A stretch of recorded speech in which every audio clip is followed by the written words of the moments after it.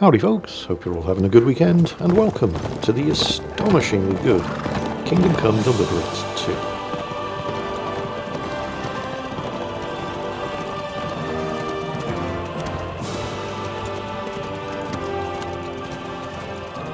Dentes fortuna juvat!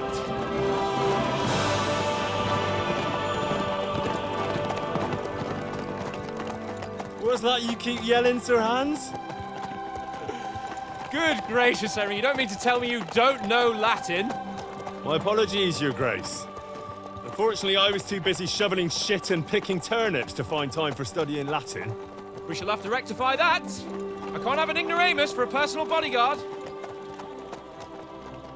Anyway, this Audens, whatever. What does that actually mean? Dentes fortuna juvat. Fortune favors the brave.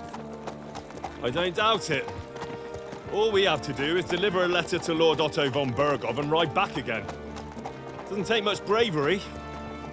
Christ, Henry, don't be such a stick in the mud.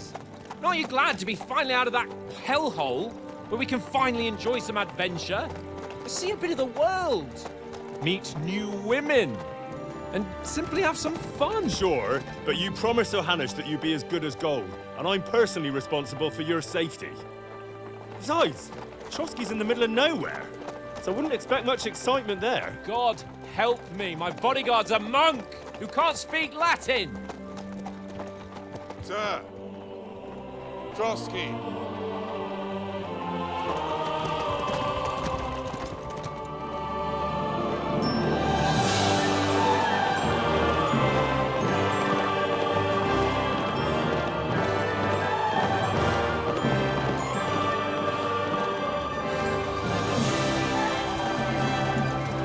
My word. That is fucking impressive. It makes Pirkstien look like an outhouse. Berghoff must be made of money. That's a real place, by the way. Trosky Castle in the Czech Republic. It exists, and that's pretty much more or less exactly what it would have looked like in the 15th century. It's a testament to how well it was built that it still looks mostly like that today. So, Kingdom Come Deliverance 2, the sequel to, unsurprisingly, Kingdom Come Deliverance. Well, Henry, looking forward to new adventures? Adventures that will become the stuff of legends? Of course I am. We'll show them what fine fellas have turned up on their doorstep. You bet we will. We'll hand over our important message and then hop, skip to the nearest tavern. We'll drink to our success and chase some local wenches, eh? But why didn't Uncle Hanush take care of it himself? Unless, maybe he's just testing me. Aye, it does look like that. He'll hand over all the Ratai estates to you one day. So I expect he wants to be sure you won't botch it. Of course! How could I possibly botch it up? There are foreign armies rampaging through Bohemia. The king is in captivity, God knows where. And here we are in the middle of it all, carrying an important document. No! I intend to make the most of this trip, one way or another. So do I. How is that? Fortuna... Audentes fortuna juvat! See now, there's the Henry I know and love. Well, enough of the chat. Trosky's almost within reach. Sir Hans, how's it looking there in the back? All good, Oates. Just keep your eyes on the road ahead. Exactly. If anything in front of us even looks like it's moving, we want to know. Keep your hair on, Nick. Old Oak's got eyes like a hawk. I don't miss nothing. So, the game is set in very early 15th century Bohemia, modern-day Czech Republic, during a period where the rightful king, Wenceslas, had been overthrown and imprisoned by his brother, King Sigismund of Hungary. You are on the side of Wenceslas. Sir. The fellow you're here to deliver a message to, Count Otto von Berghoff, is not. And these are his men. Should we get ready for a fight? Take it easy, Henry. They're wearing von Berghoff's colours. They're from Trosky. Surround them! Don't let them get away! Besides, you don't stand a chance against them. Don't do anything foolish, fellas. Just follow my orders.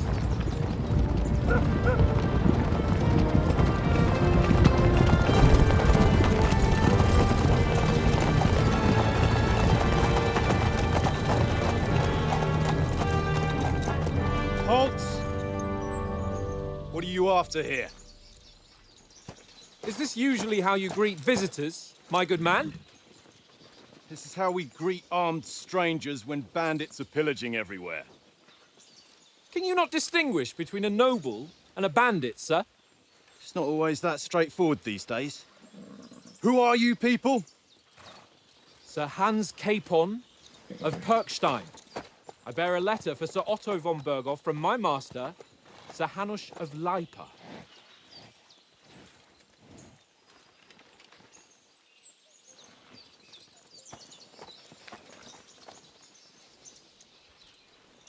This is indeed the seal of the Lords of Lipa.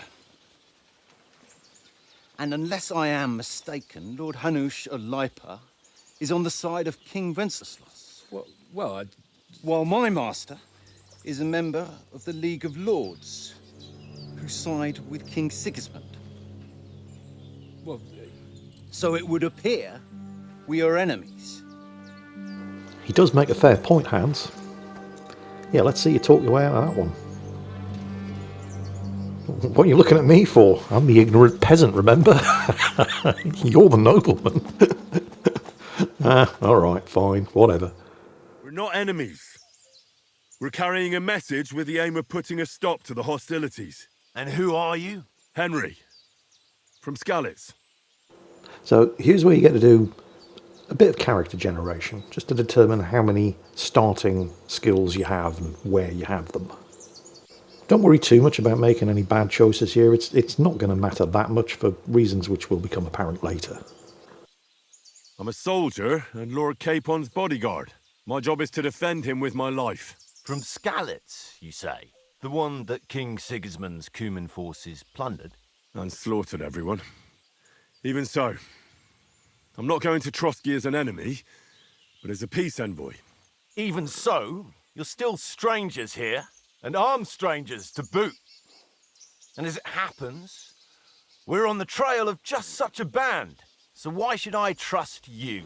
Right then, your very first persuasion check. We're probably going to fail because, well, there are all kinds of different things that can influence the success or failure of a persuasion check. Your charisma level, how good or bad your speech skill is. But it's not as straightforward and simple as that because different people are going to react to different types of persuasion in different ways.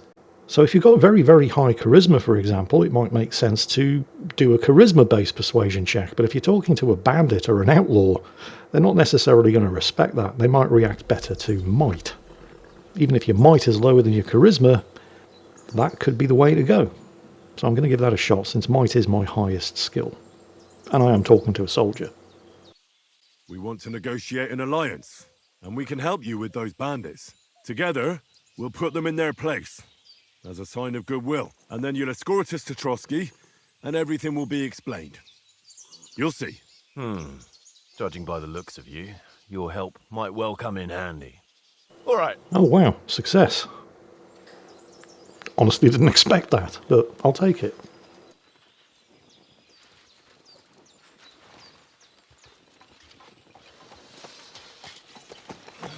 Sorry about the cold reception.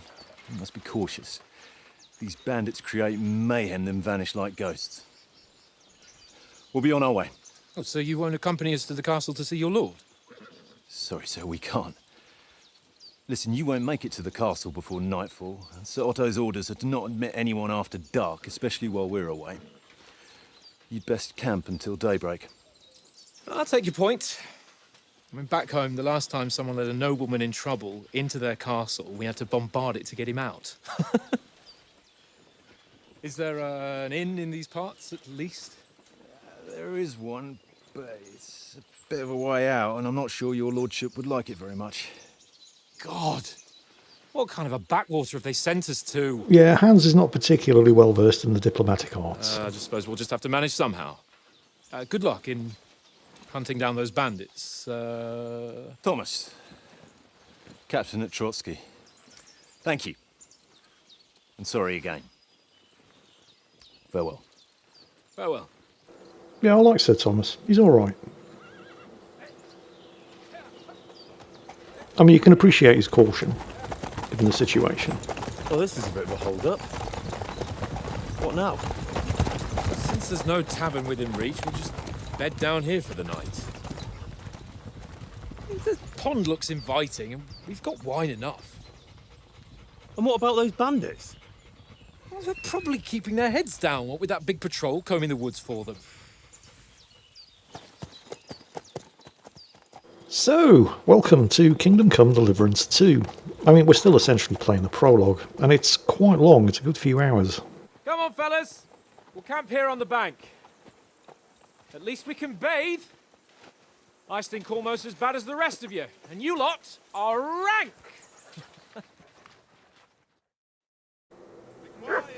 So, well, here's the camp.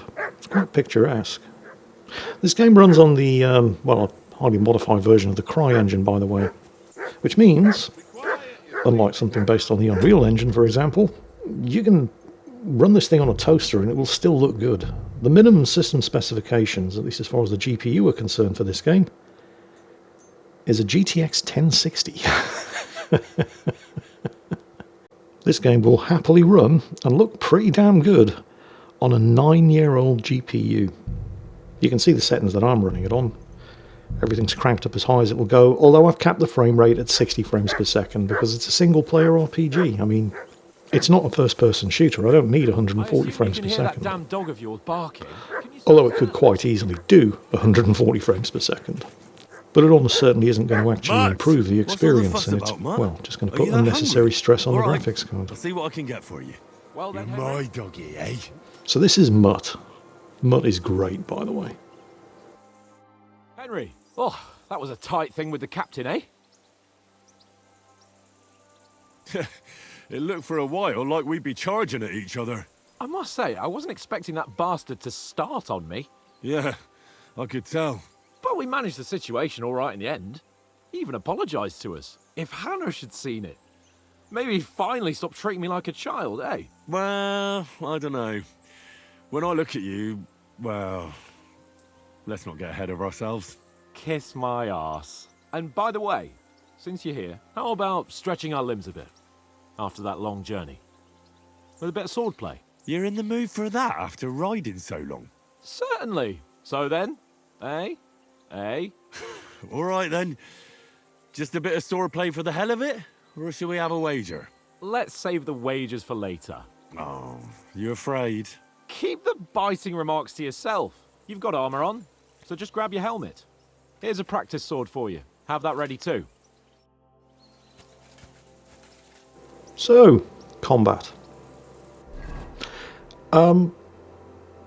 Here's the thing. I played the original game. Well, I tried to play it, and I just couldn't get to grips with the combat. And I was kind of concerned that it was going to be the same thing with this sequel. And the combat is more or less exactly the same in the sequel as it was in the original game, which was a concern for me. And yet, somehow, while I couldn't really get to grips with it at all the first time around, in the sequel, I don't know if they just explained it better, but it did make a lot more sense, and it wasn't nearly as much of a barter progression as it was for me in the original game. In fact, I actually really enjoy well, at least the melee combat. The range combat, not so much. That's still a bit... but the melee combat, I actually really enjoy it. And I'm not completely terrible at it. Although, ironically, hello Mutt, he's a good boy. Because this is not actually the first time I've played through this game. I originally played through the first 9 or 10 hours on my old PC.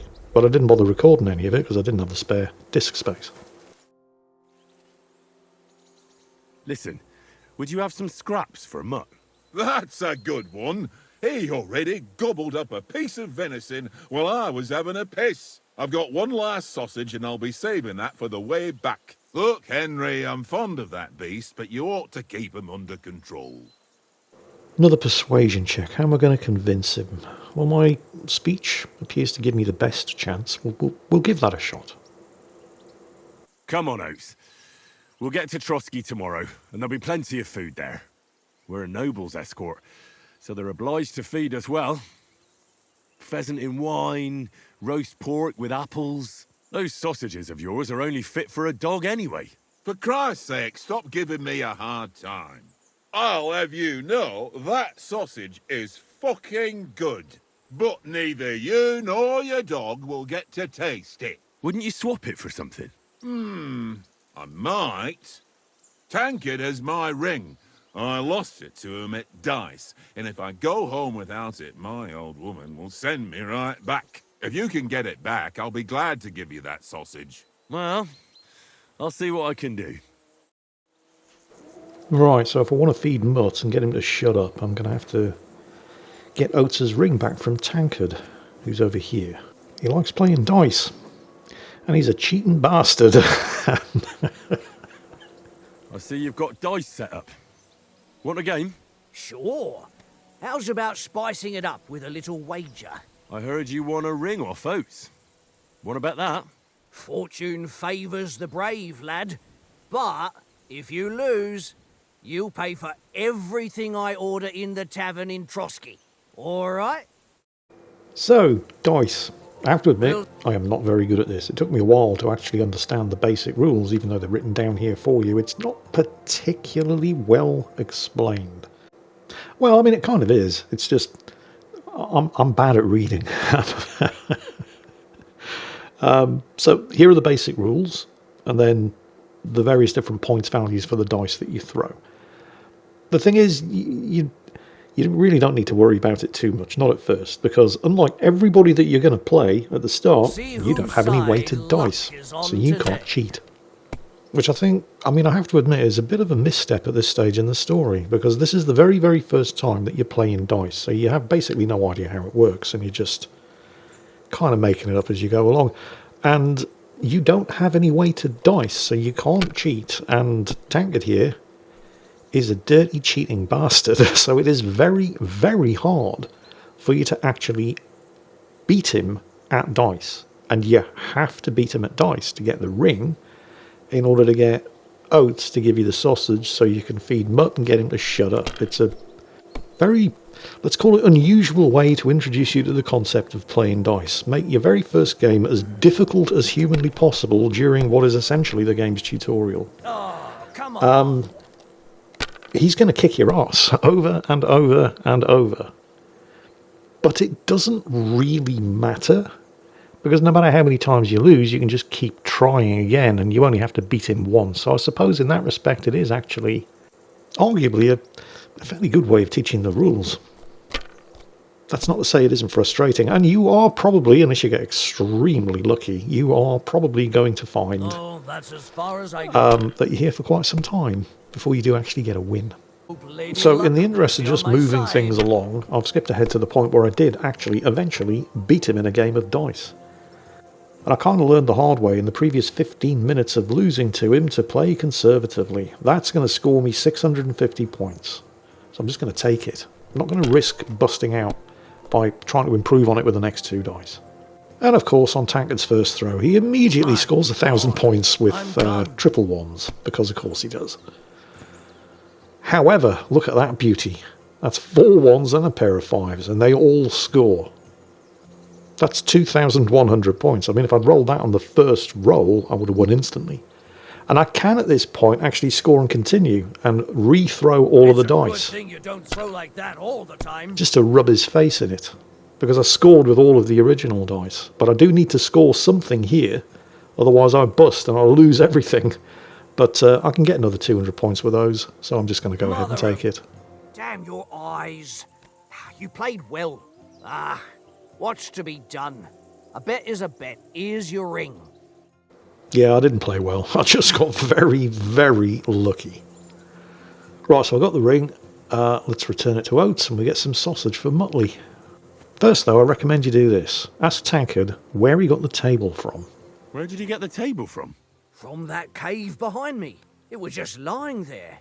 So I says to myself, that's better than playing on the ground. Now you want to go and investigate the cave where he says he got the table from. There it is. See, there's a chest in the back of the cave. Unlike most of the chests in this game, this one isn't locked. If it was, you wouldn't be able to open it, because at this point you don't actually have any lockpicks. And inside this chest is an extremely useful weighted die, which mysteriously tends to land on 1s. You are not going to take it. You are going to leave it in this chest. And you are, in fact, also going to dump all of your money, 1,403 groschen, which is a lot of money at this stage of the game. You're going to dump all of that in the chest as well. So the dice and all of your cash are now in the chest. Don't ask me why. You'll thank me later. Anyway, let's go back to Oates. Give him his wedding ring back and get that sausage for Mutt. It seems Tankard can't tell a 5 from a 6. I won that ring off him. You beat the bastard. Ha! You're a dab hand, Henry. Thanks. Will you give it to me? If I go home without it, the old woman will break her broom over my back. What will you give me for it? Well, all I've got here is some grub. Want a sausage? It's venison. All right. And enough games. You won't easily find another mug who'll exchange a ring for a sausage. Yeah. True enough. Right, now we're going to feed Mutt, and hopefully he'll shut the hell up. Come here, Mutt. Who's a good dog? Look what I have. So there's the sausage. It's the only food that we actually have in our inventory. There we go, Mutt. You have that sausage. Who's a good dog? Right, Mutt's fed. So the only other thing that we have to do is go and have an introduction to swordplay with Sir Hans. Free! Just going to tell Mutt that he can go and wander off and amuse himself. And Hans is waiting for us in this suspiciously conveniently located paddock, which we're going to use as a fighting ring. So how about that fight? So, should we start? Ready? Let's start. Draw your sword. Hang on. This time, I'll take the lead. I just Let's get warmed up. I'll attack you a few times. You defend. Go ahead. Impress me. I'm fairly sure that my problem with the melee combat in the original game was because I just really didn't understand how it worked. I thought I did. I was wrong. Now, I don't know if that's just because the first game didn't explain it as well as the second game did, or because I was just crap. A foe in plate. My money's on being just crap. But the mistake that I was making the first time around, you see the sort of indicator over your target. You can see that my sword is up, and the indicator is up. I move my sword to the left and the right, and the indicator moves to the left or the right. The mistake that I made the first time around was thinking that if the indicator is on the left, as it is now, or below, as it is now, I have to move to the position indicated by the red mark on the target indicator. You don't. You change which way the direction is indicated just by moving your mouse. The act of moving your mouse left, right, up or down decides which side you're going to attack from. You don't have to touch the WASD keys at all in order to do that. At its most basic, what you're doing is you're looking at your opponent and you're seeing which side they're defending from, and then trying to attack from an undefended side. And you don't do that by using the WASD keys, you use it by just moving the mouse around. Up, down, left, right, or down. It's actually pretty simple. Enough! Now you're warmed up, eh? Yeah. But you're pretty winded yourself. While you're attacking, you still have to take care you have strength left to defend. Now save the advice and try it yourself. Gladly. On guard! I mean, there is actually a fair more to it than that, but those are the basics. Now for blocking. It's actually very, very similar to attacking, except you're waiting for them to attack and then responding by holding down the right mouse button. And again, you're looking at your opponent, seeing which side they're holding their weapon, and you're preparing to block from that direction, simply by moving your mouse to cover the direction they're attacking from. Good! That's the way!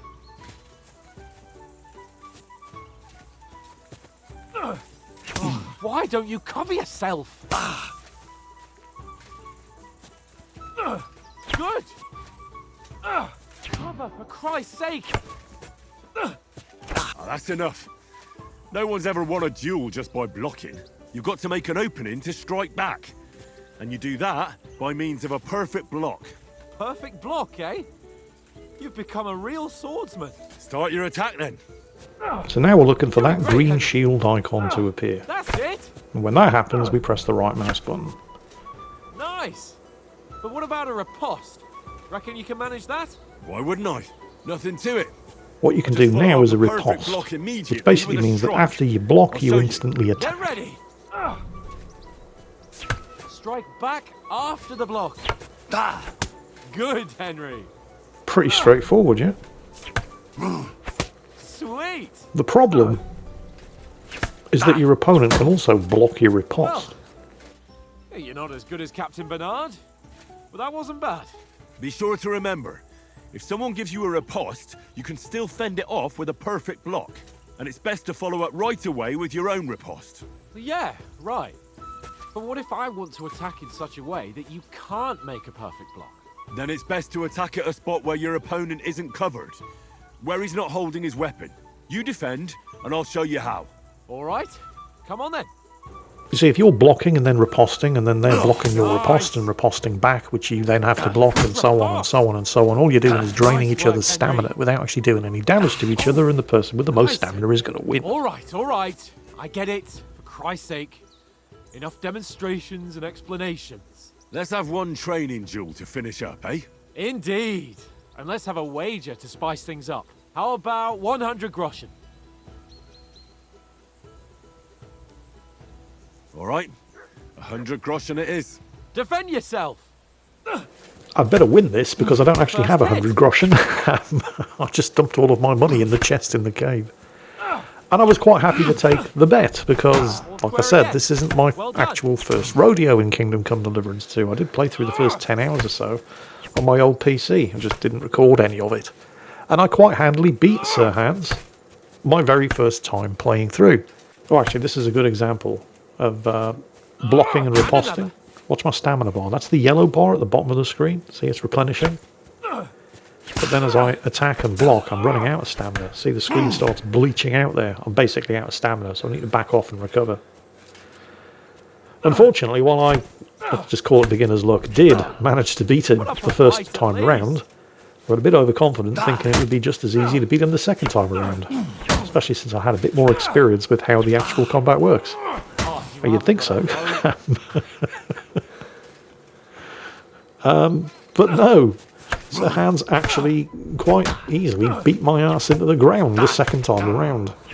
It's kind of embarrassing because I lost the bet and I don't actually have any money to pay him. I'm playing too defensively. He's just wearing me down with blocks and counterattacks, draining my stamina, and then once my stamina's out, he smacks me into the ground and, well, yeah. Oh well, never mind. And you've had it. I'd say the victor is clear. I'll get my winnings from you later. Now it's time to eat. Oh, that sword play has given me quite an appetite. Let's get some grub. Oh, okay. I don't have to pay him right now. That's it's just as well, really, because I'm completely broke. I mean, I could just go back into the cave and retrieve 100 groschen from the chest, but he doesn't want me to pay him now, so it's fine. So who won, gentlemen? That's obvious, isn't it? Henry learned a lesson or two, and I won our bet. At least I'll have someone to buy me drinks in the tavern. It was almost like that time in Rattay. True. Only I won that time. Your bow, which came in very handy afterwards. You were unbelievably lucky, beating me after just one day of training. True, I wasn't in my best form that day. We had a drink or two beforehand. Oats? What's this food supposed to be? What's left of our supplies. Tomorrow we'll be at the castle, and we'll get some decent grub. If you told us earlier, I could have shot a hare. And you could have cooked it like they did in the tavern the day before yesterday. That tavern where you drank away all your coin? Ha! You've got to have some fun. And then you tried it on with the innkeeper's daughter when you were shit-faced. She was pretty. A real peach. Admit it. Only a fella was there. And I had to drag you out of that tavern before everyone pounced on us. And he had his work cut out. You wasn't having it much. Now, if you was able to court the lasses like me, maybe she wouldn't have started screeching. I can't say I'm surprised. Just imagine it, fellas. You're a fair maiden. your lovely locks falling on your shoulders, no thought of wickedness. And then Tankard's fat head appears before you with his crooked mouth, and he says, "Where's the shit, oh my pretty?"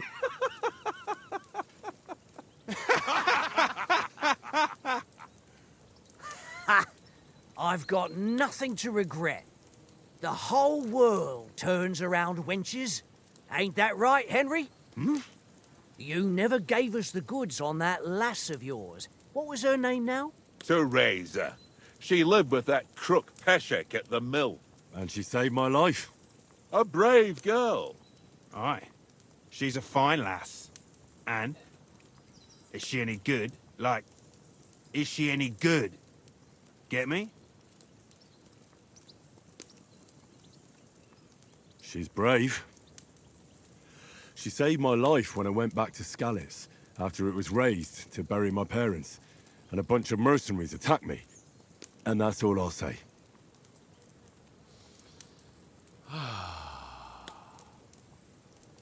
You know, this travelling isn't too bad. Apart from the mosquitoes. Aye. Apart from them. Where were you yesterday evening, Henry? You were late for supper. That's not what I call watching over our Lord.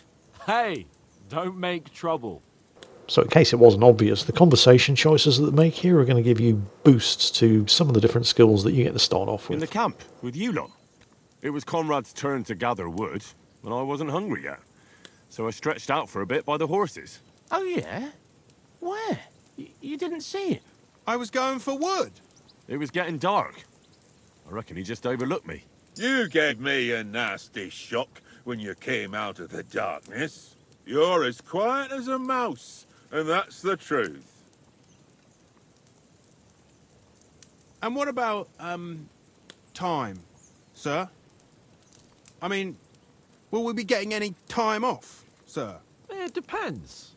Once von Berghoff hears us out, we should set off back home immediately. What? Straight back on the road? Well, we could stay a day or two, perhaps. Does anyone know anything more about von Berghoff? I've already told you all I know.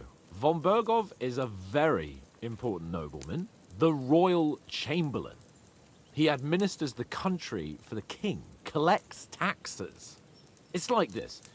There's the king, then him, then a very big gap, and then me. And we are envoys sent to offer him an alliance. I heard he insists on having the finest swords, and that he's got a big collection of all kinds of swords and daggers.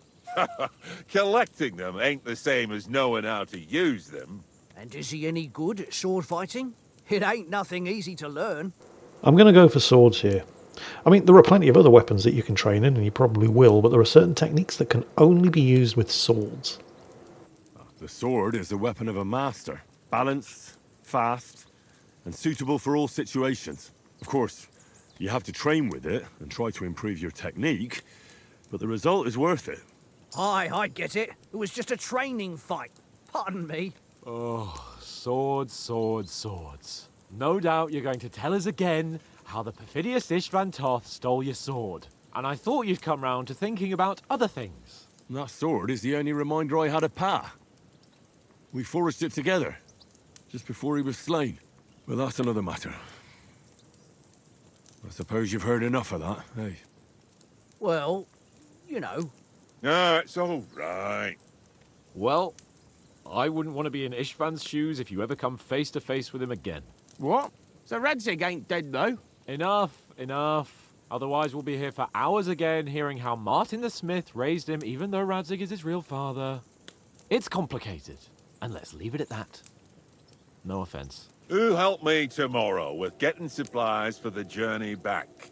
We rolled dice for it, and I won, so Conrad goes. What are you on about? Enough. Oath, you're no fun at all. There'll be a feast at the castle tomorrow, so forget about supplies. Anyone for another helping? There's plenty left. Maybe even a bit for morning. No thanks. I must wash myself down a bit. My words exactly. We can't turn up at Trosky tomorrow in this state. So you've got to know the characters, you've had an introduction to dice and combat, and now it's story time. Let's go and strip, Henry. Fellas, come and help us get out of this armor. Are you really going to bathe here, Sir Hans? It don't look none too safe a spot to me. Oh, don't be such an old woman, Oates. Bring some wine to warm our blood.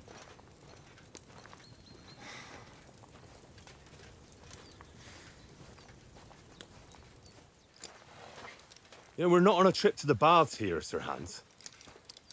Henry's right, sir. Duty first, fun later. God's wounds. I haven't been away from Rattay in ages. So, here, I intend to live a little.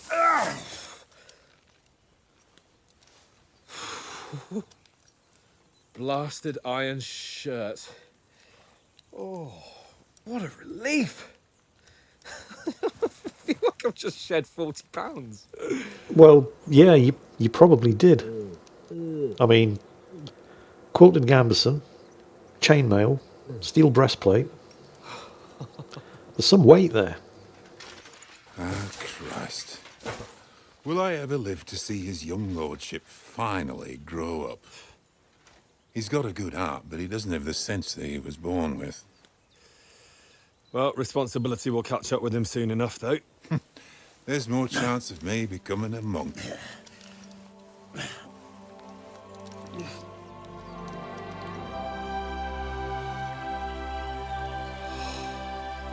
That's a view fit for a king.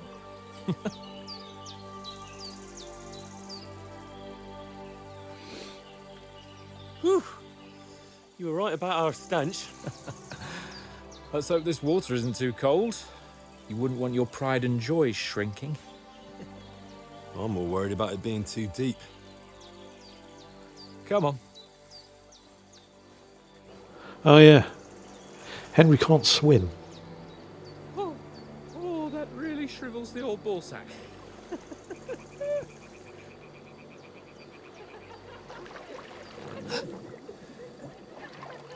What's the matter? Oh shit. Females! Let's go to them. Sir Hans. Oh, shut up and let's go. But quietly. We don't want them to spot us. Hans. This is so not a good idea. But, well, a young noble's going to do what a young noble's going to do. Head down, Henry. We've got to sneak closer. And it also serves to introduce us to some basic stealth mechanics. They must be close.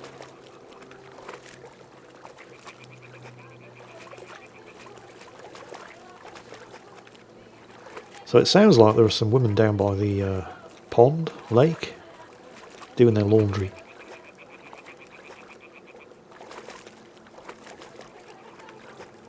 Hear that? Do you think they might be bathing? Come on, let's get closer. It's not a good idea, Hans. Thing is, once Hans gets an idea into his head, there ain't no getting it out of him. Shit. One of them's doing laundry. We have to get closer to the others. Only she's blocking our way, right in our path. Damn it. Throw a stone in the water near her to lure her away. Once she notices it, we'll hurry along the other side. So you press G to throw a pebble. Okay, maybe it has to land a little bit closer than that so she can actually hear it. You can actually throw pebbles at people or objects. What was that sound? If you throw them at people, it tends to piss them off, though. It worked. Let's go. So don't do that, not unless you want to piss them off. But you can also throw stones at objects, like, for example, birds' nests, which sometimes contain small treasures. And you can knock the nests out of the tree's branches and then go chasing after them as they roll downhill by throwing a stone at them. Come on, Hans, keep up. This was your idea.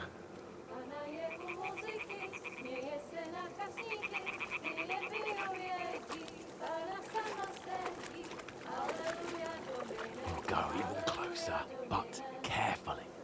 This is not a good idea, Hans. How far away from the camp are we now?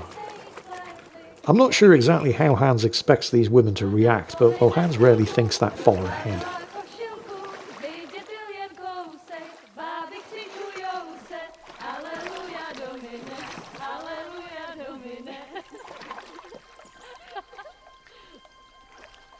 Pána je u muziky, směje se na kasníky, ty jen pijou jedí, Pána sama sedí, aleluja, domine, aleluja. Damn, Henry, I told you to... Oh my fucking God, you're a...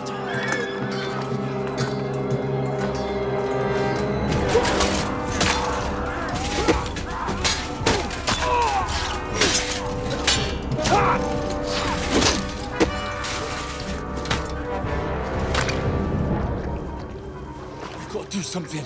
Stay down, for fuck's sake.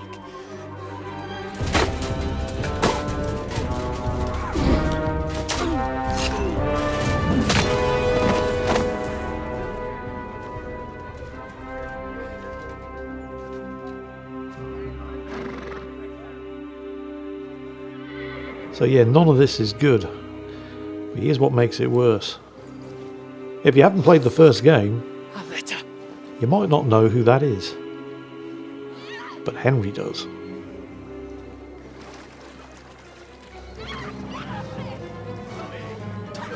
Don't be a fool, Henry. Don't do it, We Henry. don't stand a chance. Henry, Until they're gone. don't do it. Head back to camp. Maybe some of our men Don't got be an away. idiot. Oh, shit. Hey! What the fuck are you doing? Hey! Hands off her, you brute! What the hell's going on here? Let her go, you pigs! That bastard's with them! Fucking hell! You couldn't just leave it be, could you? Come on! Run! Catch them!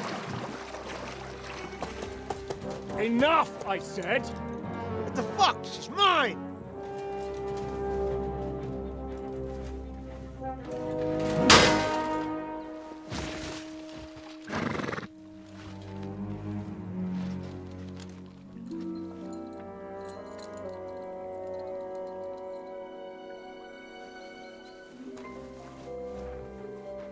What are you gaping at? Shoot! Well, don't just stand there, you idiots! After them! Along the bank! Yeah, Henry just couldn't keep his mouth shut. And it didn't matter anyway. When did you learn to swim? Because the leader of the bandits sorted it out for him. Just now! So all he succeeded in doing is getting them spotted, pursued, and shot at. Fucking armor! Come on! We'll cut them off on the other side! Horses, quick! So all of your fancy weapons and armour, gone. I mean, you're basically naked and shot. Your friends are dead, your diplomatic letter is gone, and you're being hunted. What the fuck was that, Henry? You rescuing a damsel in distress? I'm done with running. Oh, really? And what exactly do you call... Oh, shit. Oh, you've been hit. What? Oh, shit. Well, we can't leave it like this. No, wait! Ah, fuck! We've got to flee. Can you walk? Yeah, I'll manage.